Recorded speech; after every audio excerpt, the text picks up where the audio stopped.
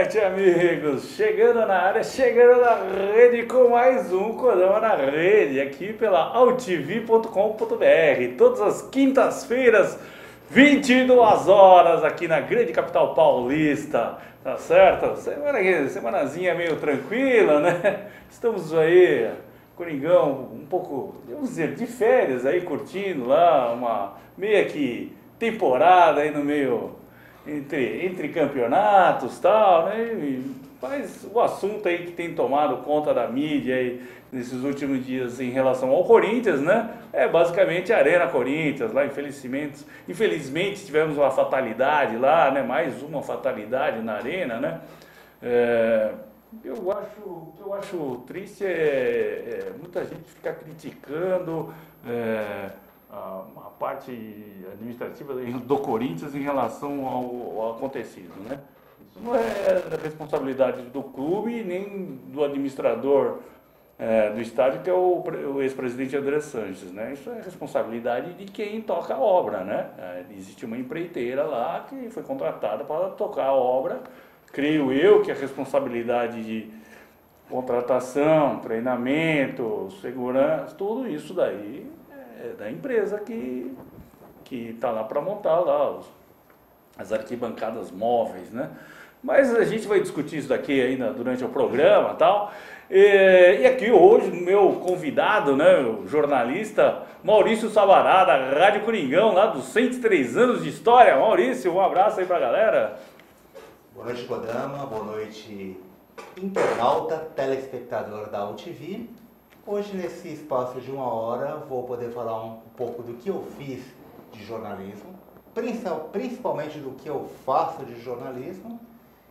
Enfim, muita coisa relacionada à rádio, televisão, internet e, em especial, memória do futebol, algo que eu gosto muito. Você gosta muito de memória de futebol? Aí você é um seguidor de Milton, você também escreve lá no site do tio Milton Neves também, lá, você está lá no Que Fim Levou? O que fim levou o Maurício Sabará? Não é propriamente a seção Que Fim Levou, né? No caso, as minhas matérias ficam disponíveis, é uma opção chamada Futebol Memória, né? Geralmente no dia que sai a minha matéria já está na página principal, né? Eu lanço matérias semanalmente para o terceiro tempo, né?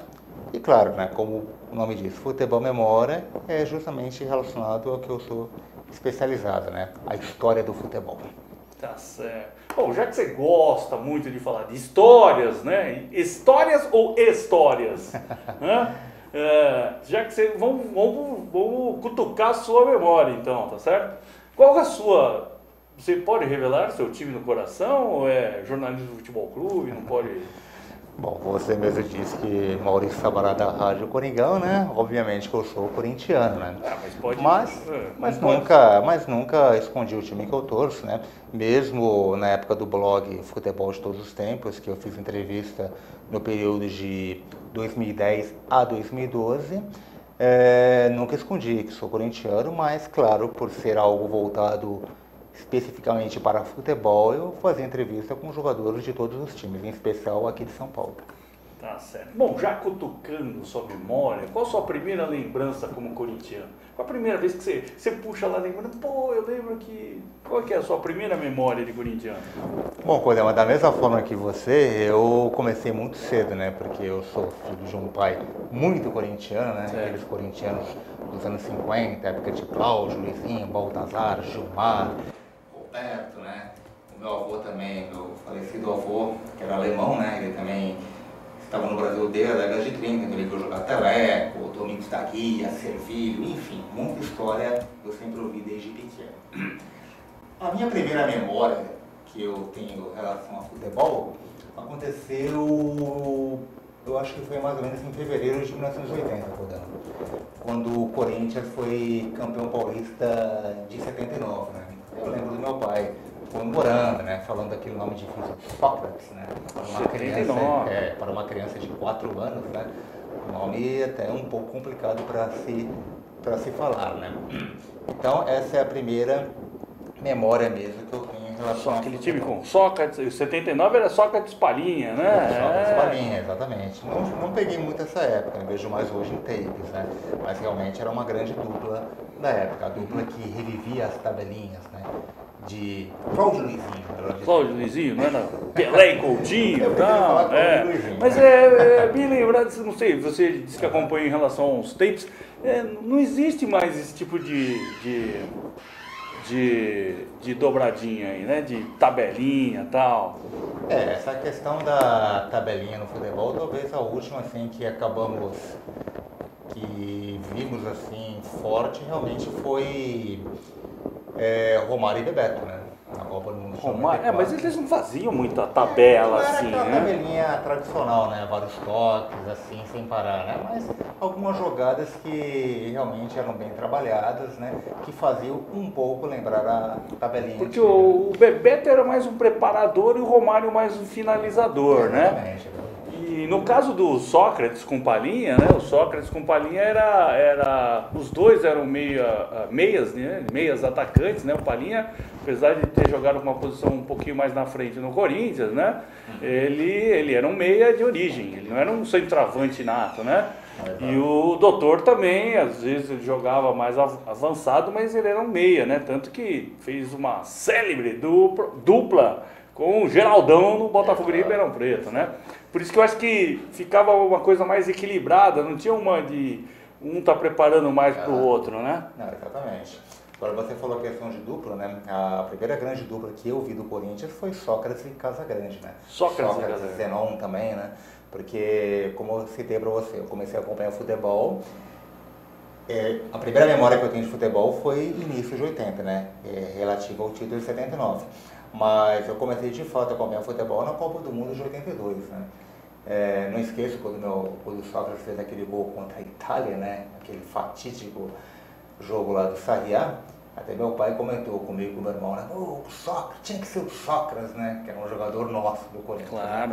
E claro que depois a democracia corintiana em 82, né? Se bem que na época, como era um menino de apenas 6 anos de idade, eu não entendia muito bem o que era a democracia, né? Gostava mesmo de ver um time jogar, né? Sócrates, Vladimir, Birubiru, Zenon, né? Não sei se foi o melhor time que eu vi do Corinthians, né? Mas foi aquele time que começou a dar interesse a esse pequeno menino a gostar de futebol.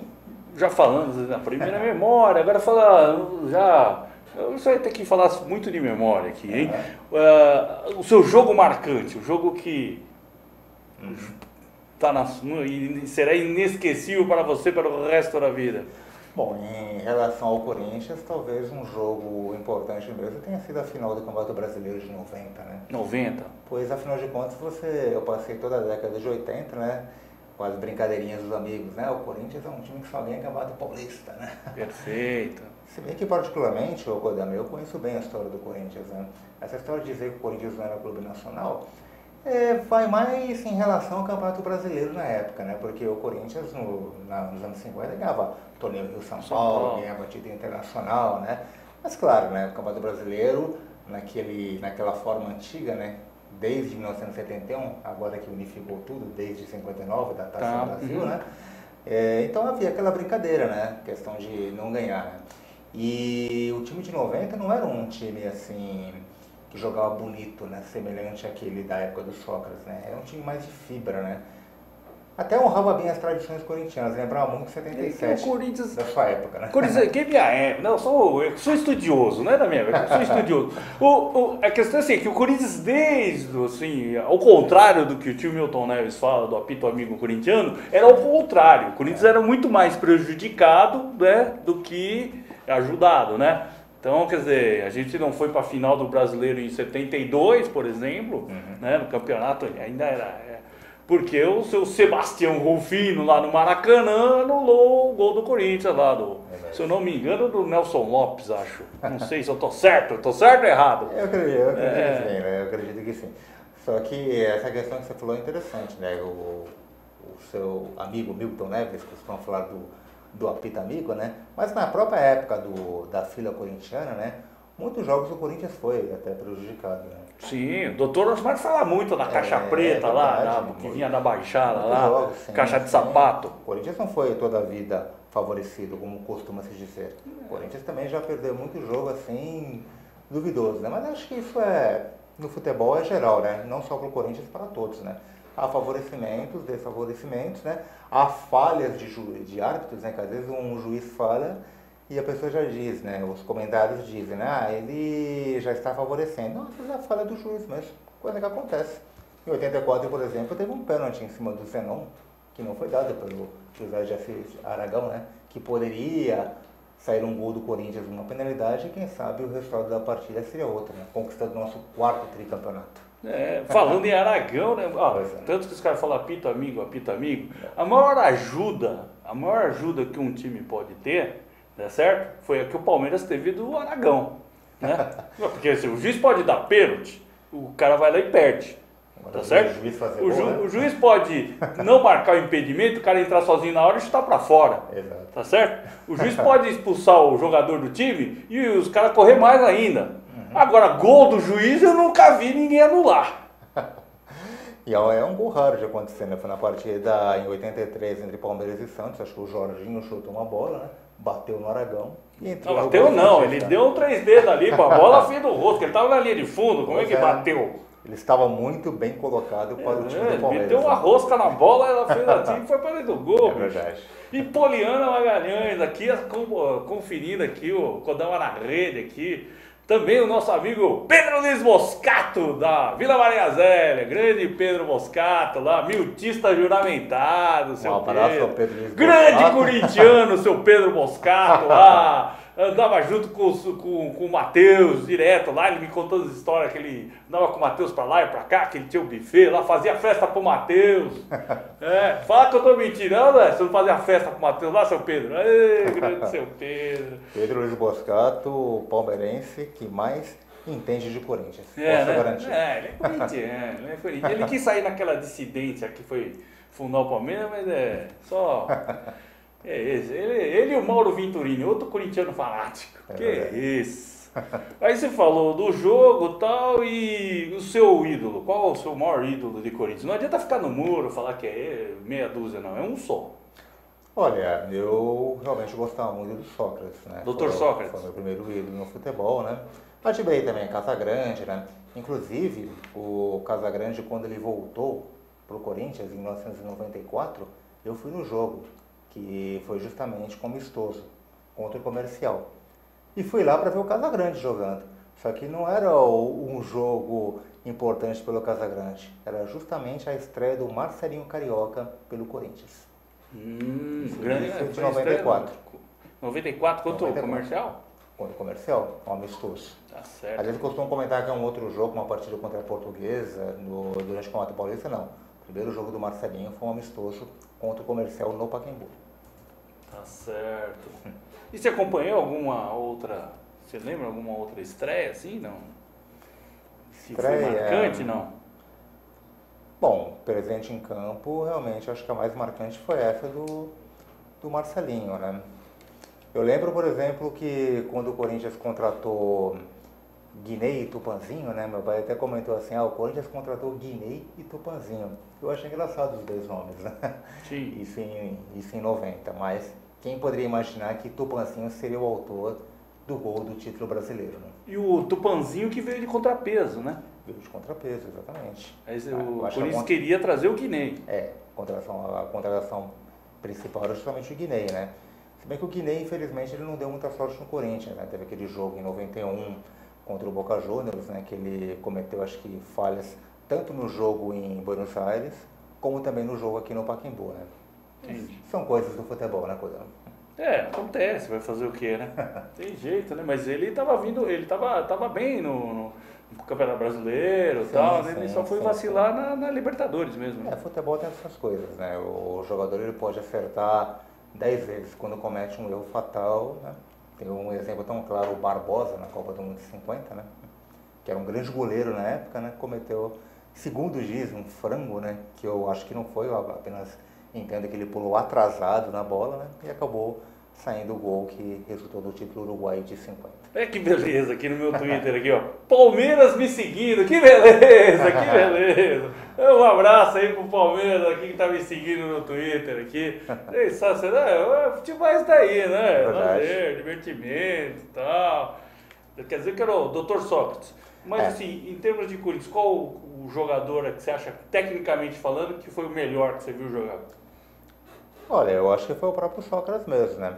Eu gostava do Sócrates e do Zenon. Eu achava que era uma dupla de meias assim, formidável, bem afinada, né?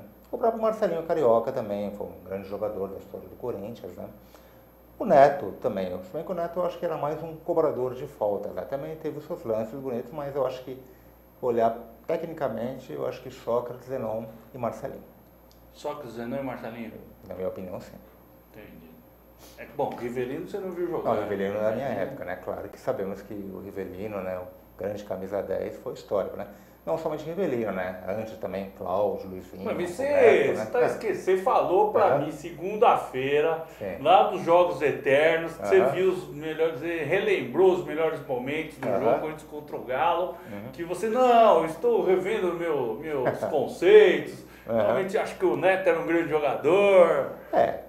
Claro que na época, assim, eu tinha visto jogar Sócrates, Zenon, né? E vendo a jogada do Neto, eu considerava não tão bom quanto eles, né? Mas sei o que o Neto representou em 1990, né? Assistimos os Jogos Eternos, né? E realmente foi muito vibrante, né? Aquele jogo contra o Atlético Mineiro, contra o Bahia, né? Que praticamente o Neto decidiu ambas as partidas.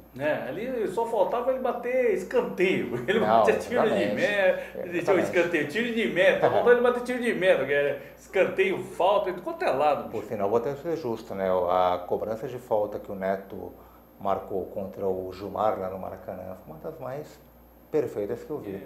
Você acha? Com certeza, quase no meio de campo, né? O Neto falou que foi frango do Gilmar.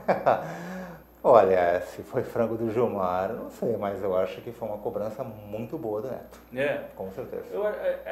Aquela falta que a gente viu na segunda-feira, inclusive nós vamos mostrar aí algumas imagens, um pequeno trecho lá que o Neto respondeu uma pergunta lá de um torcedor dos Jogos Eternos.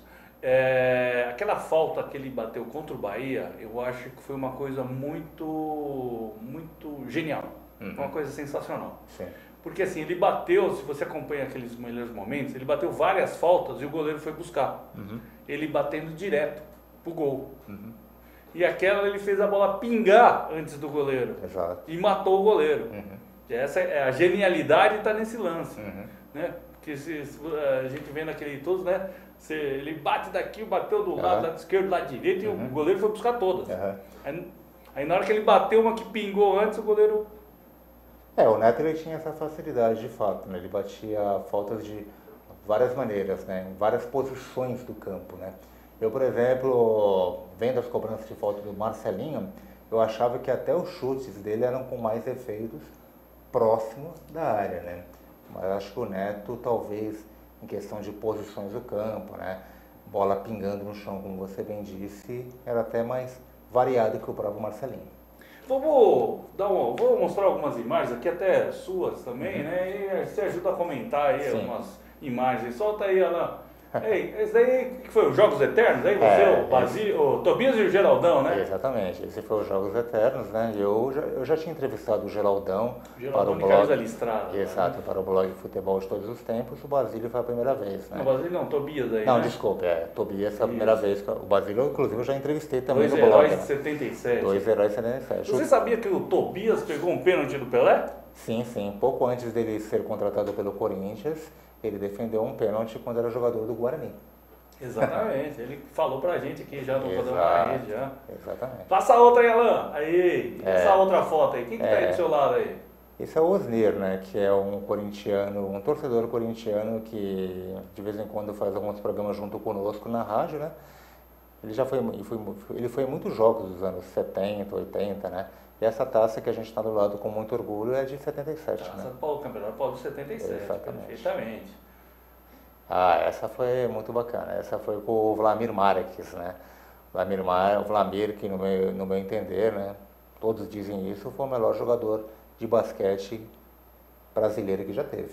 O pessoal comenta muito do Oscar, né? Porque na época do Vlamir não existia a cesta de 3 pontos, né? Sim. E mesmo não tendo cesta de 3 pontos, ele fazia uma média de 40, 45 por jogo, né? Meu pai fala que o Vlamir, com a bola dominada, assim, era uma espécie de um Luizinho do basquete. E o que se falava nessa época é que assim, o Corinthians não era campeão no campo, mas no Exato. basquete... No basquete ganhava tudo, né? E um grande time, né? Com Grande Vlamir, time. Rosa Branca. Exatamente. É, fantástico. E aí, essa semana, no último domingo, lá tivemos os Simpsons, Os Simpsons, mostrando a Arena Corintiana, rapaz. Que beleza, hein? Que orgulho. Novamente aí, as imagens aí, o Simpsons narrando, acho que foi a abertura da Copa lá, e falando da Arena Corinthians. Que beleza, hein? Que legal. E aí, pô, já começaram a sacanear o Palmeiras. Bicho. E o meu amigo Milton Neves, Silvio Luiz, o chargista do portal Terceiro Tempo, já começou o sem ter nada lá. Copa São Paulo, o Paulistão e o valoroso Valdívia aí chorando, né? Ele que gosta de dar uma choradinha, né? E aí o pessoal aí, o cowboy, novamente, o charge do cowboy do Silvio Luiz aí com o Palmeiras com vergonha da eliminação para o Ituano, né? Foi pro Ituano, isso. Que coisa, hein, seu Gilson Plena? Dificuldade, hein? Tá certo. Agora, eu tô vendo aqui no portal Terceiro Tempo, aqui, o Corinthians de todos os tempos. Exato. Aí a sua escalação está cá com Ronaldo, Zé Maria, Amilcar, que você ainda até deu a tarja de capitão da equipe para ele, né? Brandão e Vladimir, Roberto Belangeiro e Sócrates, Cláudio Luizinho, Baltazar e Neco, técnico Oswaldo Brandão, tá certo? Quer dizer, Ronaldo Fenômeno não entra, Marcelinho Carioca, quando é que você fez essa seleção? Carlito Teves, também sem chance. Olha, Codel, vou ser bem sincero contigo. O Domingos da Guia não teria chance aqui. Então, Codel, eu vou ser bem sincero contigo, né? Dos nomes que você citou, o único que eu acho que talvez poderia ser titular é o Marcelinho Carioca. Marcelinho Carioca. E o Ronaldo, o Fenômeno, eu considero ele um jogador mais importante para o futebol em geral. Tanto é que na minha seleção brasileira de todos os tempos, o Ronaldo é titular, né? Maior artilheiro de Copas do Mundo, né? Ele teve uma passagem muito boa pelo Corinthians, né? Mas eu acharia injusto dizer que o Ronaldo foi o maior centroavante da história do Corinthians, sendo que tivemos um Baltazar, um Teleco, jogadores talvez... Você não colocou o Teleco? O Teleco é a reserva do Baltazar na minha seleção corintiana de todos os tempos. Entendi. O Teleco, por sinal, é o maior goleador em médias de gols do Corinthians. Ele marcou em médias de gols mais até que o próprio Pelé. O Teleco, inclusive, eu conheci nos anos 80, quando ele tomou uma conta da sala de troféus do Corinthians. O critério que você utilizou aqui, mas foi por história, por critério técnico? O que o jogador significa para o clube. Tanto é que eu não formei apenas a seleção do Corinthians de todos os tempos, formei de todos os grandes paulistas aí no site Terceiro Tempo, né? Sim. E eu tenho uma regra minha que eu não costumo repetir o jogador. Aí você havia me perguntado do Domingos da Guia, né? O Domingos da Guia, se eu formar uma seleção corintiana da década de 40, ele é titular. Mas se for formar uma seleção de todos os tempos, se é para ele ficar em um time só, eu opto pelo Flamengo, que eu acho que ele teve uma história maior que no Corinthians. E o Idário? Então, o Idário, o azar dele foi ter tido um Zé Maria, né? O Zé Maria Rodrigues. Exatamente, com né? certeza. Gilmar não era melhor que o Ronaldo? Então, o Gilmar, você falou uma coisa interessante, melhor, né? Só que quando eu monto um time de todos os tempos, eu uso o critério maior do que melhor. Ah, perfeito, perfeito. Porque eu acho que o Gilmar ele foi ótimo no Corinthians, né? Ele foi goleiro do Corinthians de 51 a 61, né? Tinha uma sombra, né? Que era o Cabeção, ou não sei se o Gilmar era a sombra do Cabeção, né? Melhor dizendo, né? Talvez, em questão técnica, tenha sido até o melhor goleiro corintiano de todos os tempos, né? Mas como eu acho o Ronaldo mais identificado com o Corinthians, e considero o Gilmar até mais identificado com o Santos mesmo, aí eu optei do Gilmar estar no Santos. Acho o Gilmar tão bom no Corinthians como no Santos, na minha opinião. Foi campeão nos dois. O pessoal fala assim, no Santos ele ganhou Libertadores, ganhou Mundial, Interclubes, Taça Brasil. Só que a pessoa pergunta se na década de 50 havia Taça Brasil, Libertadores e Mundial Interclubes. E um detalhe que muita gente talvez não conheça, o Corinthians nos anos 50 é o time que ficou mais jogos internacionais invicto, seguido. 32 jogos. Nem mesmo o Santos do Pelé conseguiu essa façanha. E o recente ídolo corintiano, Paulinho?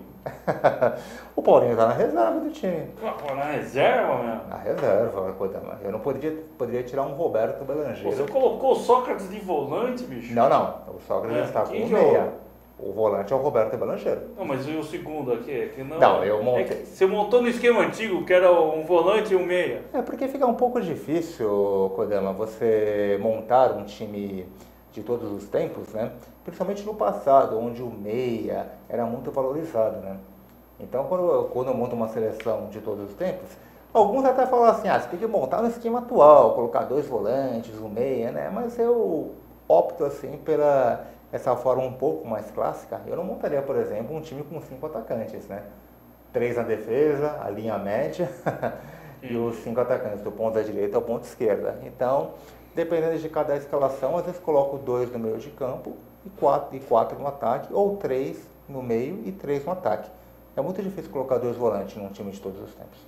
Talvez se eu montasse o Internacional de todos os tempos, que eu ainda não fiz, teria 2 volantes. Mas o Paulinho, ele é um meia, né? Ele é um meia, não é um meia articulador, exato, que nem era Rivelino e tal, mas ele era um meia, é um meia, porque ele toca, chega, faz muito gol. Eu acabei, no caso, colocando o Paulinho como reserva do Roberto, né? Reserva do Roberto Belangeiro. Exatamente, eu achei que essa geração campeã da Libertadores e campeão do mundo, ele era o mais digno representante. Tem pessoas que às vezes falam, vamos colocar o Cássio como goleiro do Corinthians de todos os tempos, mas eu acho que seria injusto a goleiros como o Ronaldo, o próprio Cabeção mesmo, que tiveram mais de 10 anos de clube, né? Eu olho muito a questão de temporadas também pelo clube, números de partidas. Uma regra que eu uso de um time de todos os tempos é sempre colocar o maior goleador, no caso do Corinthians, o Cláudio, aquele que tem mais partidas, no time corintiano, o Vladimir, e o que jogou mais anos, que é um jogador infelizmente pouco lembrado hoje, que é o Neco. Não, eu gosto bastante do Cássio, mas sim. mesmo em termos de, não só de história, mas tecnicamente falando, o Ronaldo Giovanelli é um baita de um goleiro. Sim. Ele teve uma infelicidade total em relação à seleção brasileira, do sortudo do Tafarel. Exatamente. Porque o Tafarel nos clubes, ele era um frangueiro. Tomou período até lá no Inter, no Atlético, né? Só que na seleção ele fechava o gol. E o Tafarel, por sinal, nas eliminatórias da Copa do Mundo de 94, ele não estava indo bem. Ele não estava indo bem. Claro que hoje ele é um goleiro consagrado, né? Pois afinal de contas estava lá na Copa do Mundo de 94, defendeu o pênalti na final, né? Então ele fez o nome dele, né? Então ele é valorizado principalmente por causa disso. Nem mesmo no Mundial de 94 ele teve tanto trabalho, pois a zaga do Brasil, formada por Aldair e Márcio Santos, segurava bem lá atrás. Sim, então o Tafarel não teve tanto trabalho assim, não. Ele se destacou justamente pela defesa na final da Copa do Mundo de 94 e também em 98, quando ele defendeu o pênalti na semifinal contra a Holanda. Mas na seleção realmente... na seleção realmente. Eu acho que talvez que em 90, a Copa do Mundo de 90, de fato ele merecia ser o titular mesmo. Valdir Joaquim de Moraes já dizia que o Ronaldo era o melhor goleiro brasileiro. Isso, você não sabe onde é que eu escutei isso, cara. Eu, Ronaldo, eu nunca falei pra você onde é que eu escutei isso. E aí eu tava meio de orelhão assim, né? E eu tava no Bar de Elias. No Bar de Elias. E tava uma mesinha do lado. Eu fui lá porque tinha um amigo que era palmeirense, me encheu as paciências para conhecer o Bar de Elias. Realmente era um bar muito legal, muito bom. Não sei se você chegou a conhecer o Bar de Elias. E tinha os petiscos lá, muito legal, tal, lá, e fui lá, porque ele me encheu as paciências. Falei, vou fazer o que em bar de palmeirense? Vamos lá, que o bar é legal, tem lá a sardela do seu Elias, é fantástica, e realmente era fantástica mesmo. Fui lá, tal, e aí tô lá sentado, conversando, tal, e aí na mesa do lado, tava Valdir Moraes, Valdemar Carabina, que era o técnico do Palmeiras, assim, então, e mais uma outra pessoa que eu não sei quem era. Aí, não sei por que estavam falando de goleiro lá, e o Valdir comentou lá entre eles. Mas o Coringão, o que você tá achando aí? Vamos começar. Chega de abusar da sua memória aí, que... O que você tá achando do Coringão nesse momento aqui, hein? Olha, o Corinthians ele está tentando renascer da sombra que foi deixada pelo Tite, né? O Tite, ele fez um trabalho muito bom no Corinthians, né? Conquistando títulos, dos quais eram perseguidos há tanto tempo, né?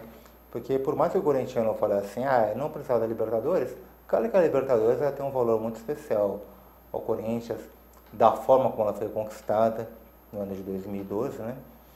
E infelizmente no segundo semestre do ano passado, parece que os jogadores do time desaprenderam a jogar, né? E o Tite ele não tinha nem mais argumento para dar, né? Então até estava se tornando cansativo sempre aquela mesma conversa, ele tentar argumentar com o que não tinha para ser argumentado. Ou seja, que o time do Corinthians não estava jogando simplesmente nada. Ele sai, surge Mano Menezes, retorna Mano Menezes, melhor dizendo, né? O Mano ele está tentando fazer o trabalho da forma dele, né? Aquele estilo pragmático do Mano, né? Que deu muito certo na primeira vez que ele treinou, entre 2008 e 2010, né? Foi isso mesmo, um período de 2 anos, né? Eu não me preocupo muito com essa questão do Corinthians ter saído do Campeonato Paulista, né? Porque sabe aquela questão, né, Codelo? Quando o Corinthians ganha o Campeonato Paulista para os adversários, é chamado de Paulistinha. Sim. Quando o Corinthians sai da competição, ou quando perde, aí vira Paulistão, para os outros que ganharam, né? Então eu não estou muito preocupado com essa desclassificação do Corinthians, sem se classificar para outra fase, né? Claro que nós como corintianos lamentamos, né? Mas eu acho que o Corinthians é um time talvez pronto para o segundo semestre. Acho que o Mano, através desse estilo dele, como eu te falei, pragmático, quem sabe ele tenha boas ideias para o time corintiano, né? Entendi. Mas tem que jogar o time também, né? Não basta apenas ter boas ideias, o time também tem que colaborar. Também acho. Vamos dar uma suspendida no assunto aí de Corinthians atual, que eu estava até esquecendo que eu tenho umas imagens lá do Jogos Eternos, que a gente esteve lá presentes na segunda-feira, na última segunda, né? Que foi do jogo do Campeonato Brasileiro de 90, né? Presença de Ronaldo Soares Giovanelli, José Ferreira Corinthians Neto, como diz Milton Neves, e o Márcio Bittencourt, né? Que era o volante da época. Solta o vídeo aí, Alan. Não pro Neto craque, porque eu sei que é rápido. Contra o craque Neto, a torcida do Corinthians não tem nada a dizer, e eu acho que você é incontestável nos 80 gols que você fez pela camisa do Corinthians. Mas eu queria perguntar para o José Ferreira Neto, profissional da imprensa, por que você persegue tantas torcidas organizadas do Corinthians? Primeiro, eu acho que você está equivocado, né? Segundo, quando eu comento em relação aos fatos, em relação às torcidas, em todas as torcidas, eu dou minha opinião. E eu acho que a torcida organizada é importante desde quando não mate ninguém, que não atropele ninguém.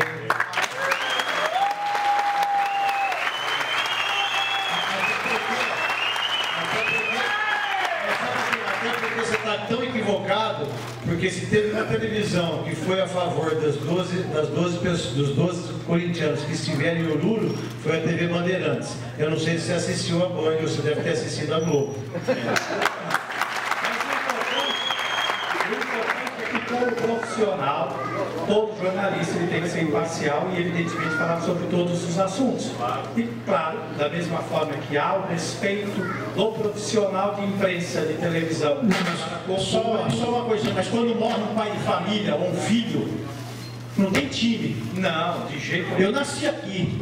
Eu entrei aqui no Corinthians com 12 anos de idade e saí com 30. Mas quando você fala em matar uma pessoa ou ofender uma pessoa, passar por cima de uma pessoa, a gente não é a favor de ninguém. Não, é a Gaviões e qualquer outra torcida. Nós vamos ser contra sempre. Nós temos que ser contra sempre, porque aqui nós somos pai, filho. Eu acho que está equivocado só esse negócio aí. Por sinal, eu sou amiguíssimo do Bambu da Estampinha. Ele é parceiro. Pessoal, vamos ao nosso horário. Grande José Ferreira Neto. O que você achou aí da opinião do craque Neto aí, não? Ele deu de fato a opinião do que ele faz realmente nos comentários dele, né? O Neto não é inimigo da torcida uniformizada.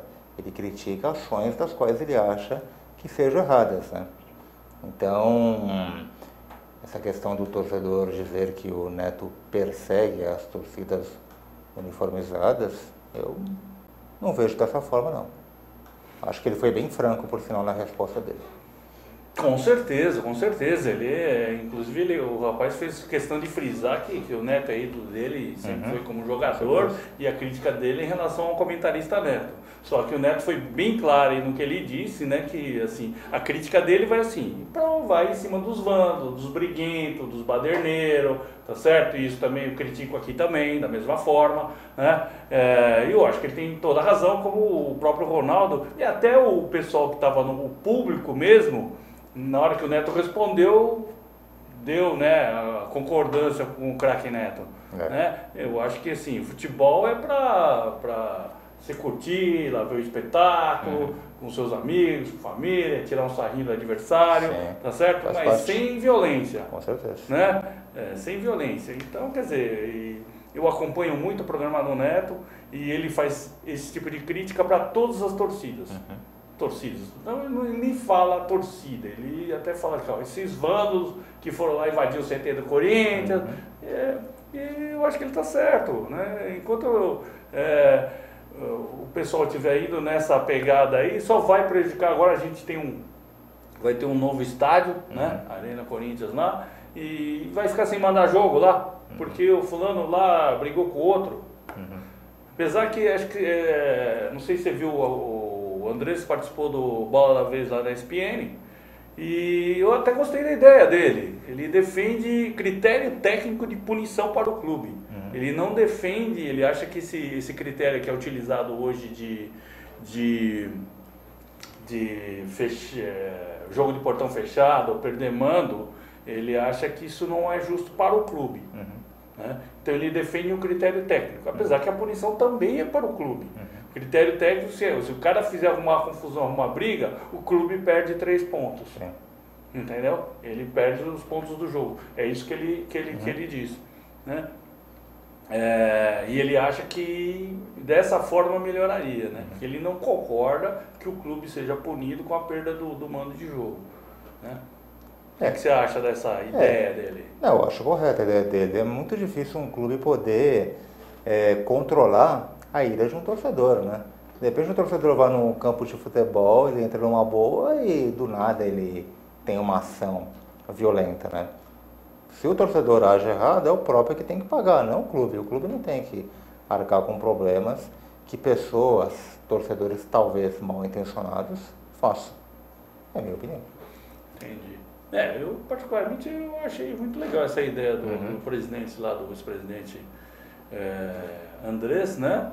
E concordo com ele, né? Mas fazer o que, né, bicho? E voltando ao Coringão, bom, a novela Elias, né? Acabou a novela Elias lá, o Elias acabou não vindo, né? E agora lá o time, não, o Sporting, né? O time dele lá, que era o Sporting, falando que vai processar o Corinthians, o Flamengo, porque só ficaram enrolando, falaram que não tinha o dinheiro para comprar, que ele pensa em denunciar o Corinthians e o Flamengo. Mas, eu acho engraçado isso, cara. Por que eles não tomaram uma atitude franca e aberta? Olha, só sai daqui pagando tanto. Chega na mídia e fala.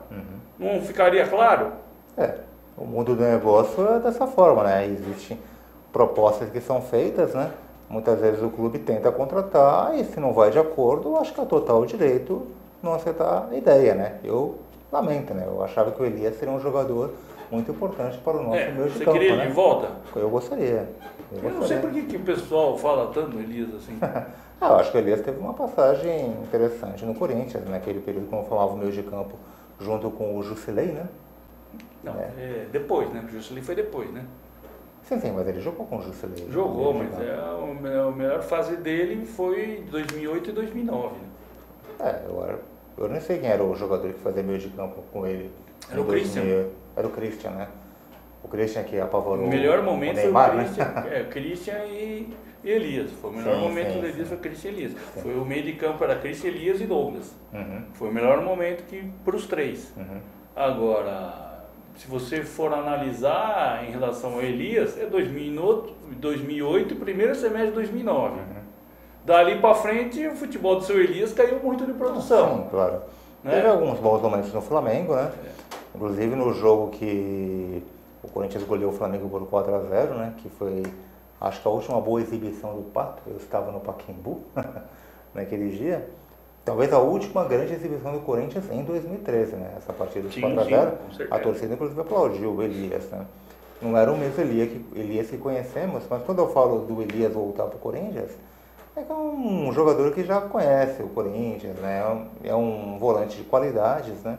Eu acredito que cairia como uma luva no atual time corintiano, sim. Ainda mais trabalhando novamente com o Mano Menezes, né? Que ele trabalhou junto com ele na época do Corinthians, né? Na primeira fase, e também na época do Flamengo, né? Eu não acho que o Elias ia... Analisando o histórico lá, que ele jogou muito pouco tempo, ele jogou bem no Corinthians, né? Não acho que ele ia resolver isso. Tudo aí que o pessoal acha que ele é um grande jogador, sabe jogar bola, um grande jogador, sabe jogar bola, mas ele não é que retornou para o Corinthians e que jogava bem. O seu Douglas retornou e já foi embora, tá certo? Outros jogadores retornaram e foram embora, né? Então eu acho que o Corinthians ia quebrar a cara, ainda mais os caras querendo 8 milhões de euros por ele. Não, realmente é muito dinheiro. Um dinheiro muito alto. Mas quem você acha que poderia ser uma boa solução para o lugar do Elias? Para o lugar do Elias? Olha, eu acho que dando um pouquinho mais de tempo aí, eu acho que desses dois jogadores que o Corinthians tem, ele vai conseguir resolver a situação ou com o Bruno Henrique ou mesmo com o Guilherme. Né? É a questão só de dar um tempo para eles trabalharem. Né? O Guilherme vinha bem o ano passado, se machucou, né? Eu acho que ele é um bom jogador, muito bom jogador, só que o estilo de jogo é um pouquinho diferente do Elias, do Paulinho.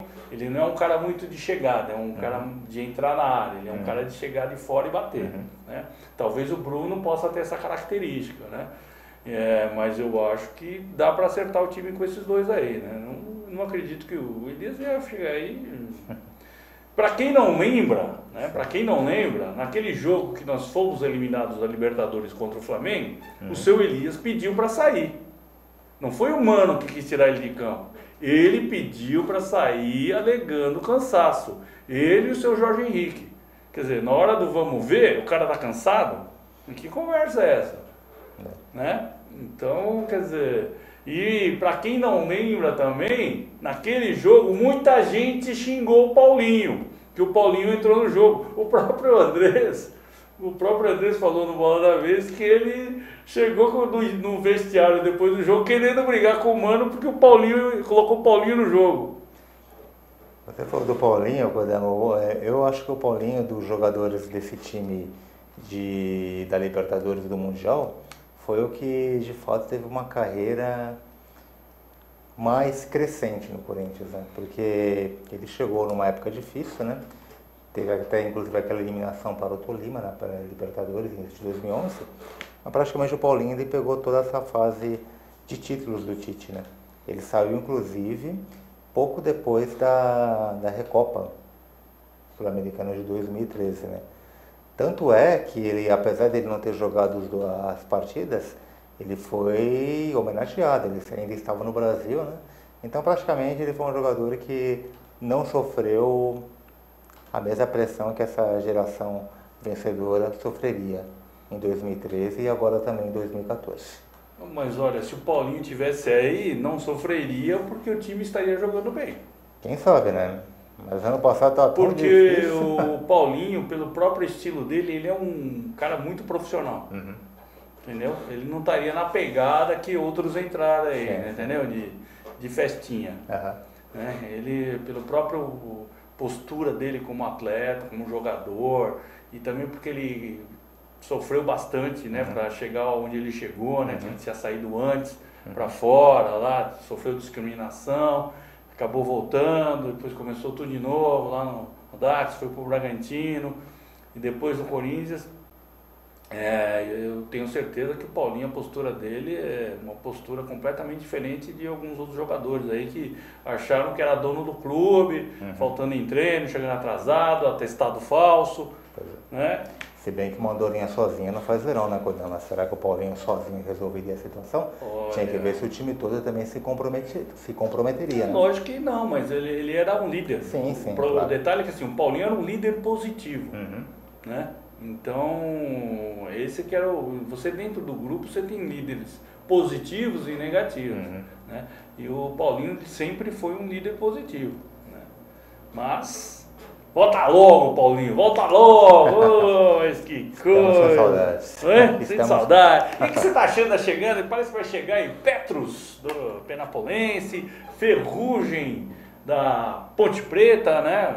Um volante que joga de lateral também. Esse Petrus, eu estava olhando na internet, ele joga de tudo, lateral, meia, é um jogador bem atlético, né? Ele parece ser um bom jogador. A questão é aquela, né? Vai pesar a camisa ou não? O que você acha disso?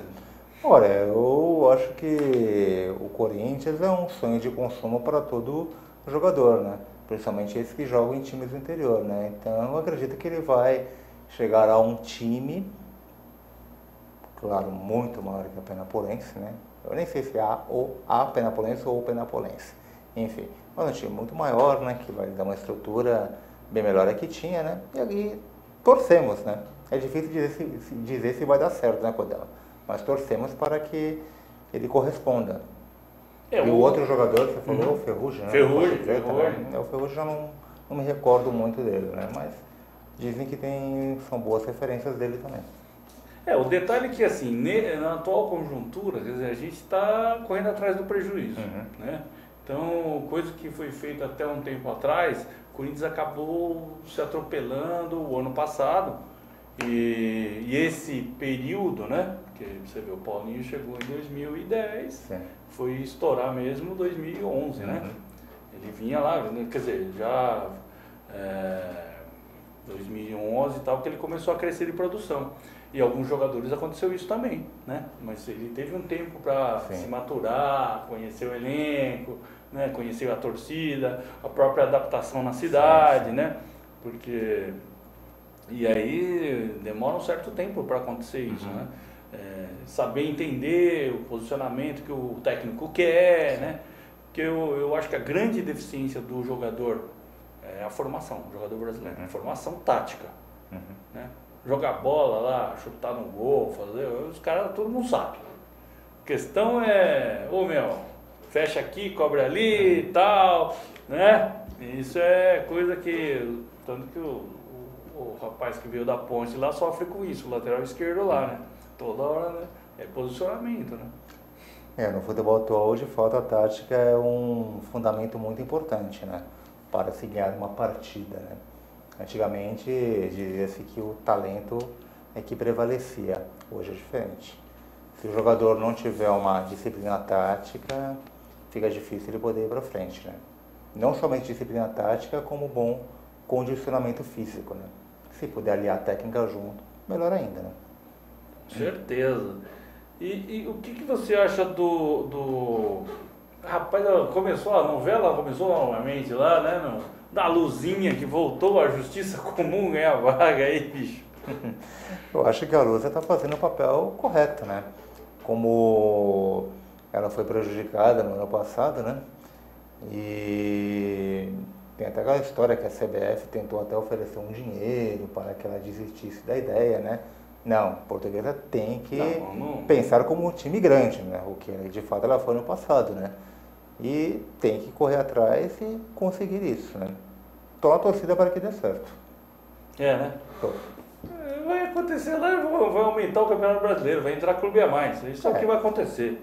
Vai entrar clube a mais. Agora, eu particularmente, né, todo mundo defendendo a Portuguesa aí, mas a Portuguesa errou. Alguém lá dentro errou. Sim. Então, não é possível, o cara é presidente do clube há 4 anos, ele não sabe como é que funciona o STJD. Não é possível, pô. Né? E outra coisa que me deixou com um ponto de interrogação, como diria o Roberto Avalone, o Everton pendurou a chuteira, cara. O jogador que aconteceu a polêmica, ele pendurou a chuteira. Esse Everton da Portuguesa? Os caras só anunciaram essa semana aí. O cara acho que ficou desgostoso com alguma coisa. É estranho, né? É estranho isso, né? Interrogação. Grande Roberto Avalone, que beleza, né? Mas, vai saber, né? Outra novela que se arrasta aí, mas parece, né? Que agora vai voltar, né? Novamente a curtir ares cariocas, né? Não vai ficar tão longe lá na macaquinha dele, né? Parece que o Emerson Sheik está indo embora do Corinthians. O que você acha? Sheik tem que ir, tem que ficar? O herói da Libertadores fez 2 gols. Olha, o Emerson Sheik de fato fez 2 gols muito importantes na história do Corinthians, né? Poderia ele até chegar ao mesmo patamar de um Basílio, né? Pelo título de 77, mas o que o Sheik tem feito ultimamente, assim, parece que até, acho que teve até um jogo que ele, não sei se ele simulou contusão, ou até forçou um outro cartão para não jogar uma outra partida, né? Eu acho que o Sheik já está bem desgastado ali no Corinthians. Você acha que é o melhor momento para ele sair? Eu acho que não é o melhor momento, já era para ter sido faz tempo já. Você acha que já deu tempo dele? Faz tempo. Porque eu tive uma ideia, não sei se foi uma ideia, apenas uma ideia. Uhum. O que você acharia, por exemplo, de uma troca Sheik por Valdívia? Não. Valdívia não, por favor. Por que Valdívia não, pô? Não. El Mago no Corinthians? Não, Valdívia não. Não? Eu preferia que trocasse o Sheik pelo Barcos. Sheik pelo Barcos? Eu preferia. Agora o Barcos está fazendo um monte de gol lá, os caras não querem trocar. Por isso, né? E o Barcos é um jogador argentino, né? Eu acho que é mais a cara do Corinthians. É? Eu acho. Tá certo? Não é o meu sonho de consumo o Barcos como centroavante do Corinthians, né? Mas se fosse para optar Emerson Sheik por Valdívia ou Emerson Sheik por Barcos, eu preferia pelo centroavante argentino. Mas o Corinthians tem dado muito sorte com o argentino ultimamente. Mas a gente não pode considerar as estatísticas, né? Eu considero que o Barcos seria um jogador com a cara do Corinthians, né? E o Barcos, inclusive no Campeonato Paulista do ano passado, ele marcou gols em todos os clássicos, só não marcou contra o Corinthians. Aí o Bendito marca um gol na Copa do Brasil, né? Um gol até meio de sorte, que a defesa falhou também, né? Falando em Argentina, eu não sei, não estou acompanhando muito, eu não sei se você está, mas eu vou fazer essa pergunta para você. Sim. Onde está Martínez? Não sei. Ele vai ser convocado ou não? Não sei. O que eu achei triste foi o Carlito Tevez não ser convocado. Né? Não, isso é um absurdo. Isso daí poderíamos ter aqui no Brasil jogando. Burrice do técnico argentino, pô. Ia ter um monte lotado, estádio lotado para ver Carlitos. Eu ia assistir jogo da Argentina, torcer para a Argentina. Teve jogando na arena? Oi? Não, sensacional, pô. Eu ia assistir lá, ia ser eu não precisava nem vender televisão real para mim, que eu ia torcer para a Argentina. Verdade. Só por causa do Carlitos. Agora vai atrás do Carlitos, pô. Pois é. E o Carlitos, ele acho que tem algum problema com o treinador argentino, né? O cara não vai. A gente vai perder. Sem Carlitos, vai perder. Tem que trazer Carlitos Tevez, né? Agora o seu Martínez, né? Martínez. Burrito. É burrito mesmo, né? Porque quis sair do Corinthians, né? Por causa de seleção. Quando ele estava no Corinthians, ele era convocado, né? Pois é. Que coisa, hein, seu Martínez? Que beleza, né? Será que agora voltando a um outro detalhe, né? Será que porque houve um zum lá do Pato ter sido boicotado por Sheik, né? Jorge Henrique, houve, né, essa falação aí na mídia. Será que Burrito Martínez também teve algum problema de ser boicotado ou não? Talvez. Mas inclusive eu até assisti o programa que você fez com o Ginaldo e a Nalu, né? Sim. O Pato ele foi um assunto muito forte no programa, né? Ninguém... Sim, o Ginaldo é fanzaço do Pato. Critico aqui o Ginaldo ficar defendendo o Pato, pô. Ninguém desconsidera a qualidade técnica do Pato, né? Eu considero, talvez tecnicamente, o melhor centroavante em atividade no futebol brasileiro. Tecnicamente, mas não nas suas atuações atuais. E o Pato no Corinthians, de fato, foi uma decepção para mim. Também, lógico, com decepção. certeza. Foi uma decepção para todo mundo.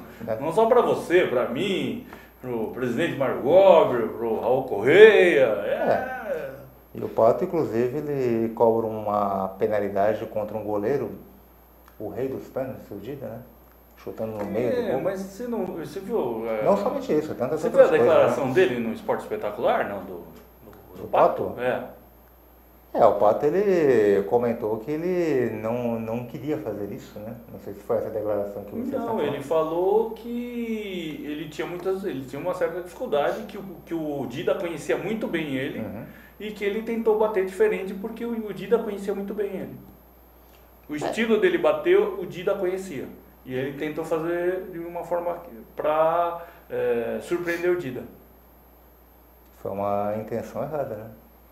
Não sei, Bater né? no meio do gol para o Dida, né? Ele tentou dar uma cavada, né? Mas se deu mal, né? Vai fazer o quê? Pois é. Mas a questão é essa. Tanto que quando aconteceu isso, eu perguntava, será que alguém na comissão técnica perguntou para o Pato como é que era você e o Dida treinando no Milan? Pois é. Mas com certeza o Pato tinha que bater o pênalti da forma como ele bateu no próximo jogo, né? Mas pênalti é pênalti, Sim. pênalti bem batido é gol. O Corinthians perdeu 3 pênaltis. Não perdeu um só do Pato e foi eliminado, perdeu 3. Né? Fora o outro lá que foi expulso e matou uma substituição. Então, quer dizer, crucificar só o Pato, isso é injusto. Pelo investimento que é feito dele, Injusto. pelo salário que ele ganha, né? Independente. Sempre vai acontecer Todos isso. ali, o Danilo ganha um salário quase igual ao do Pato, o Sheik que foi expulso ganhou, o único que ganhava menos da metade dele lá que os outros é o Edenilson que perdeu o pênalti. Longe de comparar Pato com o Rivelino, né? Mas em 74 o Rivelino foi crucificado apenas ele, né? Se perdeu a final para o Palmeiras, o time inteiro perdeu, né? Com certeza, o time inteiro perdeu, não foi só o Rivelino que perdeu não, mas quer dizer, houve uma certa lá, até na época o Rivelino falava, né, que houve uma certa campanha na imprensa e tal, né, mas o Corinthians foi prejudicado, eu não lembro que era o árbitro, né, você lembra que era o árbitro de 74 ou não? Não sei se era do Cid, né? Não era do Cid, Não deveria ser. Acho que não era do Cid não, porque o Luiz Pereira fez falta no Rivelino. Sim. E aí saiu o contra-ataque e o Palmeiras fez o gol. Sim. Então houve apito amigo palmeirense lá. É verdade. Não foi verdade? Sim. Vai fazer o quê, né, bicho? Então, rapidinho. E a Copa? Que expectativa da Copa? Em termos de seleção brasileira? Ou a Copa em geral? Copa em geral. A Copa é o evento mais importante do futebol, né? Tivemos o 1950, quando o Brasil ainda nem campeão do mundo era. Tinha muito futebol, mas não tinha esse título mundial. Hoje vamos realizar uma Copa do Mundo, esse ano, com 5 títulos mundiais. Eu acho curioso que quando o Brasil foi escolhido para sediar a Copa, muitos vibraram, né? Mas hoje as manifestações acontecem, muitas vezes por motivos de fato corretos, né?